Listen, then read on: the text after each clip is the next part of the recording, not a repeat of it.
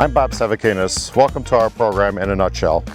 Today, as you can see, we're at one of Lackawanna County's preeminent tourist attractions and also a very historical site as far as what coal meant to northeastern Pennsylvania. Today we are with Ed Nidlinger, the mine foreman here at the Lackawanna County Coal Mine Tour program. Ed, welcome to our program. Thank you. Tell us a little bit about this amazing site. Well, it was actually part of an older mine called the Continental Mine. And in 1959, they decided to sink this slope here down to interconnect the old workings where they worked the Clark gangway. It was worked by Moffett Coal Company. It had a breaker down here at Taylor. And it was worked roughly till 1965, and then it was idled. And then the state decided to get a grant, I think it was through McDade, to open it up as a tour mine. And there's quite a few years work involved, and I believe 1985 it actually opened as a tour mine. And it's been operating ever since. From what I've seen through the years, I know this is like one of the top tourist attractions in probably northeastern PA and maybe even in Pennsylvania and everything. Could you kind of tell us a little bit about what it's like for a tourist to experience the coal mine tour itself? Well, you're going to get in the mine car up there, and you're going to go 1,300 feet down the slope, and it makes a turn, and you go into what we call the Clark gangway. You'll get out of the car, and then it's roughly a half-mile walk underground through the exhibits. And it's cold, damp, wet. You get dripped on a lot. In our earlier conversations before we started the program, I know we talked a little bit about some of your background. So tell us a little bit about what your actual mining background is, that you are or were a coal miner and things like that. I was a coal miner for over 40 years when I took this job. I graduated in 1975, and that's when I got my first job underground in a mine. And I've been doing it ever since. I had my own mine down in Schuylkill County for over 35 years. I was partners with somebody else in a small mine. And I was coming up here while the last foreman was here doing some of their maintenance work underground because they have no mine foreman or miners available anymore. And I was helping the county out that way to keep it going. And when the mine foreman retired, I was offered the job. And it's a good position. It's doing something that I like. And I'm getting close to retirement, so. But you ever actually really retire from something like this? I'm assuming it's always a part of what your family's legacy meant as far as in the mining. I'm a fourth generation miner, and I'll keep going as long as I can.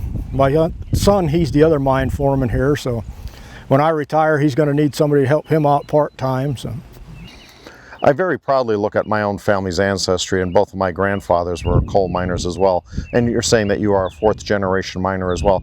Do you have any family stories, maybe just to kind of relate to tell us about that kind of you could recollect of what maybe your father, your grandfather's mining life was like? The story that always comes to mind with me is one my grandfather told me. He was a miner back in the Depression days, and he used to do what they call pillaring. And it was back when he used fuse and cap. And he had to pay all his supplies out of what he made in coal for his pay. And he used to time the fuse to see how long it took it to burn, and he'd cut it absolutely as short as possible, that when he lighted he could just duck around the corner before the blast. And he always showed me his blue smock jacket he wore, and you could see where it was pellet from the coal and that hitting him while he was going around the corner. And that's the story that I remember. How about yourself, as far as your years of almost 40 years in mining? What was a typical day like for you when you were going out to work the coal mine? Well, you went down inside, blasted the coal, shoveled it, hoisted it outside, and it was just a continuous cycle. I know there's been several like movie versions of coal mining, such as the Molly Maguire's famous movie that was filmed in Eckley, Pennsylvania, the miners' village up there, or down there, I should say. How authentic do you think that was, the movie? It was pretty authentic for the time that it was supposed to be in. And then I kind of look at also, I believe it was in the mid-'80s, there was a movie with Charles Bronson, the famous actor, who I believe was also a coal miner at one point in his family's, his family background and everything. I believe it was called Act of Vengeance. And it kind of focused on the idea of the unions and how important they were to the coal miners themselves and everything. Do you have any thoughts on what the union and management relationship and the employees were like in the mines through the years? The union developed over the years that it was more in favor of the miners and they were treated better. But back in the days of the colliery, a miner's life actually meant nothing to the companies. And John Mitchell made the biggest renovations in the unions. As far as like just actually being here on the mine site location, can you just tell us a little bit about what the experience is like for someone who comes here? So they purchase a ticket, and I assume they get a hard hat to go down into the mine itself? Yeah, everybody has to wear a hard hat. You'll get in the car, you'll go down, and we'll get you out. And then the first stop is what we call the boards, which is actually a diagram of the coal seams and the basin, and that we explain the mine and how that was mined and when it was started, when this area was mined. And then you'll keep going further along, and there's exhibits from different periods in time of coal mining. It's not all original to when this mine would have been worked. And we are known in northeastern Pennsylvania for anthracite coal as opposed to bituminous coal, which is a lot more prominent. Can you tell us a little bit about anthracite coal itself? Well, anthracite coal is a better, cleaner burning coal than bituminous to start with. It's never been mined with any kind of machinery. It's always been hand mined. Like out in the bituminous, they have machines that literally dig the coal out and conveyors that run it. Anthracite's always been a manual mining. So when you say it's more clean burning, I'm assuming that means less pollution in the atmosphere and everything like that. Do you know any of the knowledge as far as like anthracite coal at one time, like how prominent it was to northeastern Pennsylvania as far as an industry? Well, it was probably everything that developed around here revolved around anthracite. And I think I kind of looking at it, I guess that's part of why this tour is so important, that it kind of showcases how important anthracite coal was to northeastern Pennsylvania and its development through the years. And we're actually sitting, this is the biggest anthracite area in the northeast here. Now you have the central anthracite field and the southern anthracite field, that's where I'm from, but this is actually the largest. As far as mining tools go, what was your experience as far as what mining tools that you had to use when you were working your 40 plus years? Basic pick and shovel, and you had the pneumatic air drill to drill the holes to put the dynamite in. The mine car was hand trammed. You pushed that out and dumped it into what we call the gunboat, which would be the slope car. There was nothing electric about it. So as far as this being a tourist site, and again, I know it's one of the top ones as far as getting tourists to come here, how important do you think this is to Lackawanna County as far as bringing tourist revenue and dollars into our economy? It's very important. It brings people in, that they stay in the area for motels, they eat in the area, which helps the restaurants. We do roughly 30,000 people a year through here in tours. I'm assuming you get people from all over the United States that come and visit, even maybe... All over the world we get them. We have them from Japan, we've had them from Australia that I know of. We get a lot out of Canada. Most of our tourists come from New York and New Jersey. That's where our biggest tour group comes from. So you are considered the mine foreman on this site. What does the mine foreman really officially mean for us here? Well, I'm in charge of basically everything over the mine. I have to make sure everything is up to par and up to all the laws, because we're actually governed by deep mine safety just the same as any other mine. I have to keep all the timber work up, and I also do all the electrical work so they don't have an outside electrician. And then I go down every day before the tours, do an exam of the entire tour area, make sure everything's safe before we send any tourists down. So it's almost like an operational mine as far as to the tourist aspect of it, with all the safety and everything that's involved with it. I've noticed through the years like some renovations and different things being done. As we could see, there's still some things being done to get the season started and everything. It looks to me though like the Lackawanna County government, our county commissioners, continuously reinvest in a site like this to make it even more tourist friendly, if you want to call it that. Yeah, we're updating every year, underground and on the surface. Okay, so we have the actual coal mine tour itself. About how long does the tour last? It's about an hour. And it's 1,300 feet down the slope. What's the deepest any of the coal chutes ran in this area? This area was actually worked right through what we call the basin.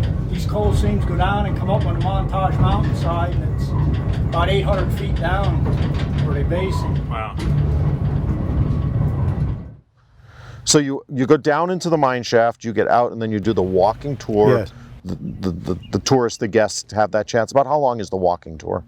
The walking tour is most of the hour. It takes approximately 4 minutes from the time you get in the car till you get to the bottom, until they get everybody out and you get together at the boards where they explain everything. It's a good 50 minutes that you're walking through the exhibits. You go to the end and then you come back.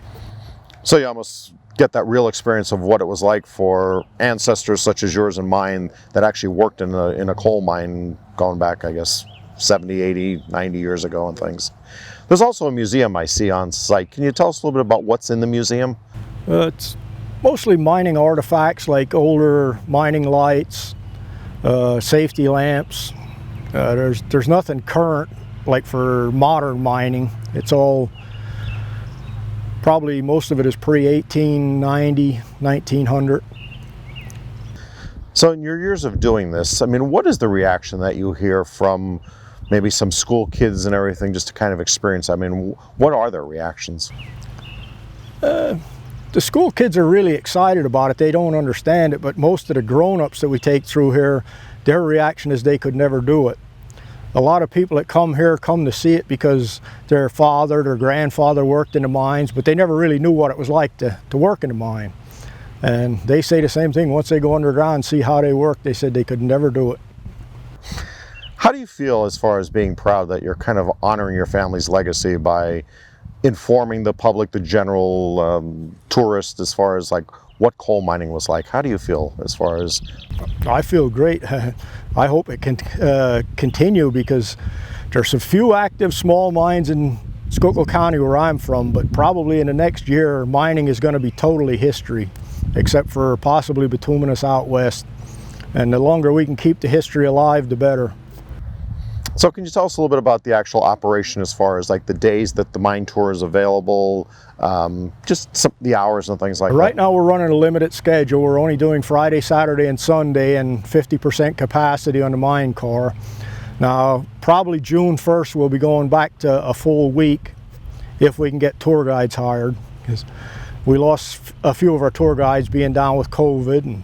And as far as like, what does a usual season look like? I'm assuming like the summer months are your busiest times, certain days, and just like overall as far as the... We open up April 1st, and we probably won't be doing no school groups for a while, but usually April and May we're busy with school groups. We can run 200-300 kids a day through here. And then you get your holiday rush. Saturdays are usually our busiest, and then we'll start getting school tours maybe early September into October. You'll have a lot of scheduled tours with schools. But other than that, it's just public that comes in. So the building that's behind is called a tipple. Can you tell us a little bit about that building? The tipple is where they used to take the loaded coal cars up, and there's actually a dump in there that dumped it down into a large chute that held the coal, and then they'd back the trucks under and load it into the trucks and haul it down to the breaker. And if I recall correctly, in northeastern Pennsylvania, we don't have any more coal breakers. The last was probably the Uber breaker. The last one that was torn down of a large size was Uber breaker. Kaminsky Brothers had one down by Pittston there that was still operating in the 80s, because I actually hauled coal up to them from Schuylkill County. So as far as the Uber breaker goes, which was the last, I guess, breaker that in existence, the structure, can you tell us a little bit about what breakers meant as far as the processing of coal?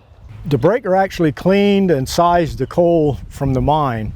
The Uber would have been a newer breaker that would have had the cyclones that actually cleaned the coal, and the coal would have been washed as it was going over the segments to size it.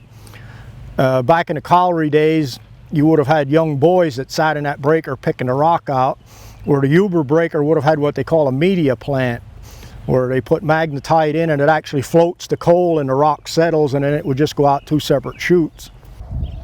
So as far as the breaker boys go, you just brought that up. So they would actually be in the breaker itself, picking coal and I guess separating coal, slate and different? Yeah, they would sit between the chutes as the coal was going down, and they would pick the rock out as it was going down. You'd have like 2 or 3 rows of boys, maybe more, depending on the size of the breaker.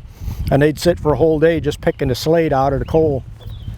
And then if I also remember correctly, there were young boys that worked in the mine itself as a mule attendant or something? Yeah, they usually had, the mule drivers were usually younger boys. They led the mules through the mine with the coal cars. And they had what they called nipper boys. The nipper sat in an airlock The airlocks were designed to ventilate the mine. You always had 2 sets of doors, and as the coal cars were coming, they would open the door to leave the mule come in. They'd close the door and then leave it through the other door. The reason they had these airlocks, that the doors had to remain open or closed, was to let something come through. They were closed to keep the air currents flowing. Now if those doors were left open all the time, the air would short circuit and wouldn't go to the miners where they were working in their area. So every time there was a coal car came, that mule door or the nipper boy had to get up, open the door, allow the trip to come in, then he'd close that door, go down, open the other one and let it go through, and then he'd close that one. So as far as the ages of the nipper boys, the breaker boys, how old were they? Nipper boys could have been as young as 8 years old, 8 to 10. The mule boys were usually 12, 14 years old. It's just I'm having a very moving visual image of these young boys at that age working in, I'm assuming it was very dark, dangerous conditions. Yeah, their light was like a candle. It's amazing when you think of that and you hear generations talk about how hard their work environment is or how hard their lives are when you consider something of what these young boys at that time endured. As far as the mine itself goes, what is black damp? It's a term that we frequently hear about. Black damp is just it's an oxygen shortage. It's the carbon dioxide overwhelms and you get an overabundance of it. It usually lays along the floor of the mine because it's heavier than air. And what were the safety precautions that miners would use to detect black damp? They used a safety lamp up until in the 60s, and then they started developing what they call the electronic nose, which was a gas detector. But prior to the safety lamps, when they were invented, they used to use canaries. They'd take a canary and put it up at the face, and as long as that canary was chirping away and didn't fall off the perch, you knew there was no gas. I've also heard a story, or not a story, I guess I've read things concerning that the mules were more important sometimes than a human life. They were. What does that mean? The mule actually was considered a piece of machinery to the mine operator. And when the boys were driving the mule never pulled a loaded coal car. They actually just rolled with the car and then they'd pull the empty back. But sometimes these coal cars would pick up speed and start going too fast. The boy would always carry a pointed stick that was called a sprag, and he jammed that in the wheel of the car to slow it up so it wouldn't run over the mule, because he could get in big trouble if that mule got hurt. So again, just looking at the idea that the mule had more of a value than the mule had more value than the boy. If the mule boy was killed, they'd just hire another one. If the mule, something happened to that, they'd have to replace it, buy another one. As far as the coal mine tour itself, I've done the tour through the years. I brought some students, etc. I know there's some special effects, if we want to call it that, when we're touring the mine. I believe there's a scene or so that you'll actually hear an explosion going off or something. What does that reproduce or replicate? It represents blasting a coal face with the plunger battery, and usually the tour guides will leave a small child push the plunger battery, and there's a foot switch. When they push it, then you set it off. So it gives a chance for a little interaction and actually to experience what it was like to hear. And is there a term that you yell before the dynamite goes off? You yell fire, fire, fire in 3 directions. As far as the tour goes, I don't want to give away the ending of the tour or something, but I believe there's also a scene when it gets very dark, as if you were actually in the mine working under conditions. Can you tell us a little bit about that? At the very end of the tour, what we do is we turn off the lights in the mine, that there's absolutely no light. You have a lot of problems trying to get people out in their cell phones though. Right. But it gives you an experience of what it's like to be totally dark in the mine. And this is what a lot of miners would have, actually that would have been their working conditions. Yeah, if their light would have went out, and the only way they could find their way out is along the rail. It's a very scary situation and dangerous situation, but yet our ancestors endured that for many, many years to make a living and bring up their families and things here in northeastern Pennsylvania, and I guess throughout the world. And we do some things here to amuse the people. Like I have a set of headphones on our mule, and I always tell the tourist that he don't listen to the mule driver, he listens to Sirius XM. So you keep it very, in addition to telling a story, you also keep it entertaining here. So Ed, as far as here in northeastern Pennsylvania, I know there's a lot of underground mines, and every now and then we'll hear about a mine subsidence or a mine shaft opening up or something. Could you tell us a little bit about what that is like as far as the layers or the mine shafts that exist. Yeah, that would be one of the seams that would lay close to Scranton. The seams lay from this mountain, they actually go right through and come up over on the Montage mountainside. And each one of those veins are layered from the surface. There's, I believe, 16 veins total that go in this, what we call the Lackawanna Basin. And that Lackawanna Basin is actually connected to the Wyoming Valley Basin. And everything underground is interconnected at one point or another through a rock tunnel or like a mine that interconnected both. And all the water that's in the mine pool drains out of the borehole down at Old Forge, which keeps the water level at a certain spot. But some of the top veins were 15, 20 feet below the city of Scranton where they went over through. And that's where you'd hear about the subsidence because it's very shallow. And then they had done a lot of flushing projects where they actually pumped concrete down in to fill the voids, which kept everything from collapsing. Because once the first layer of rock would drop, it would just keep going until it actually went to the surface. So where we are right now for the Lackawanna County Coal Mine Tour, what is the name of this vein? The tour is actually on the Clark vein. Okay. Where did the names of the veins come from? Oh, they can come from different places. The Clark was named after George Clark. He was a large money investor in Continental Mine. The new county bed was actually named after Lackawanna County because it's the newest county. And we have the Dunmore veins here that you tour. They were named after Lord Dunmore back over in England. He was a large investor in the coal industry over here too. So it's almost like naming rights. You had a mine, a vein named after you. Big vein was named the Big Vein because it was normally so thick. And then they have what's called a rock vein, which had a lot of rock in it. You mentioned briefly the idea of the subsidences and collapsing of mines and different things like that. You always hear about the Knox mine disaster as kind of ending coal mining or the beginning of the end of coal mining in our area of northeastern Pennsylvania. Your thoughts or comments on the Knox mine disaster?